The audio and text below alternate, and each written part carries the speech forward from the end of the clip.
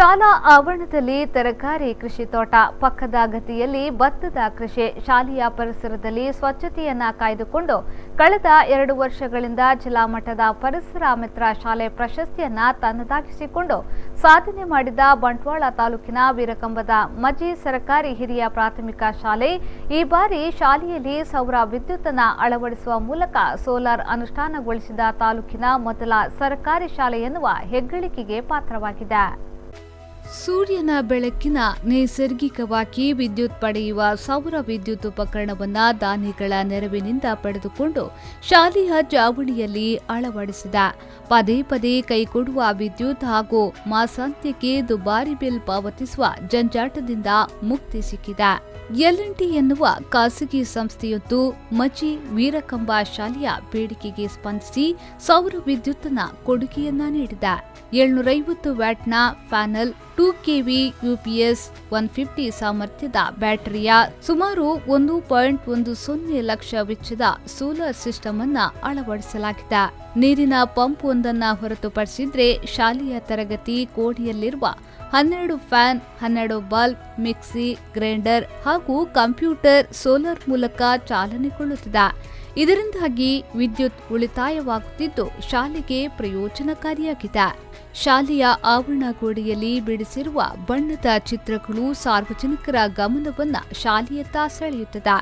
ಸ್ವಚ್ಛ ಭಾರತ ಕಲ್ಪನೆ, ಕಂಬಳ, ಕ್ರಿಕೆಟ್ ಆಟ, ನೀರಿನ ಸದ್ಬಳಕೆ, ಯಕ್ಷಗಾನ ಮೊದಲಾದ ಚಿತ್ತಾರಗಳು ವಿವಿಧ ಸಂದೇಶಗಳನ್ನು ನೀಡುವುದರ ಜೊತೆಗೆ ಶಾಲೆಯ ಆಕರ್ಷಣೆಯನ್ನ ಹೆಚ್ಚಿಸಿದೆ. ಜೊತೆಗೆ 7 ಬಣ್ಣದ ಬಾವುಟಗಳು ಶಾಲೆಯ ಸೌಂದರ್ಯವನ್ನ ಇಮ್ಮಡಿಗೊಳಿಸಿದೆ.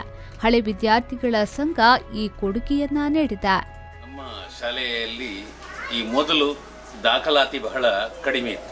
ಅದನ್ನೊಂದು ಅಭಿವೃದ್ಧಿಪಡಿಸಬೇಕು, ಹೆಚ್ಚು ಮಾಡಬೇಕು, ಸರ್ಕಾರಿ ಶಾಲೆ ಉಳಿಬೇಕು ಎನ್ನುವಂಥ ದೃಷ್ಟಿಯಿಂದ ನಾವು ಕೃಷಿ ಚಟುವಟಿಕೆಗಳ ಬಗ್ಗೆ ಹೆಚ್ಚು ಮಹತ್ವ ಕೊಟ್ಟೆವು.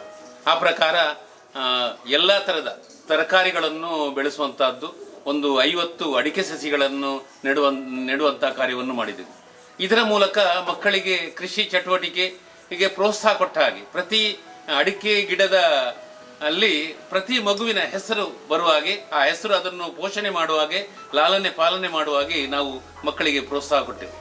ಇದರ ಫಲವಾಗಿ ಏನಾಯ್ತು ಅಂತ ಹೇಳಿದ್ರೆ 2016, 17, 18ನೇ ಸಾಲಿನಲ್ಲಿ ನಮಗೆ ಪರಿಸರ ಮಿತ್ರ ಜಿಲ್ಲಾ ಪರಿಸರ ಮಿತ್ರ ಪ್ರಶಸ್ತಿ ಬಂದಿದೆ.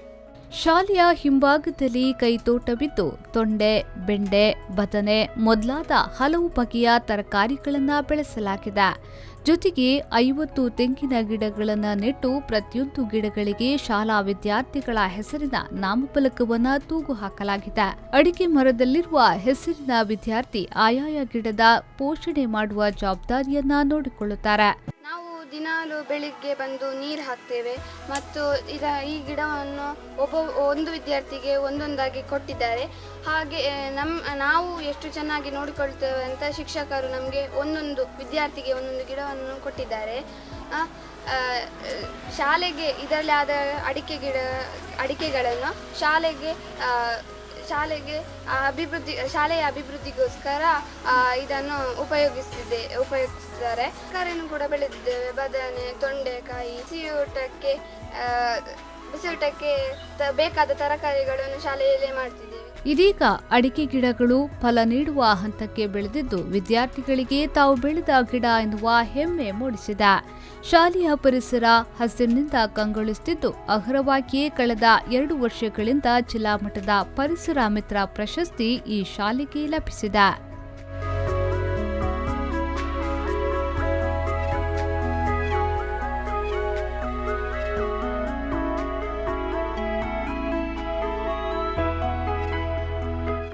Sandeep Salian, V4 News 24/7 Bantwal.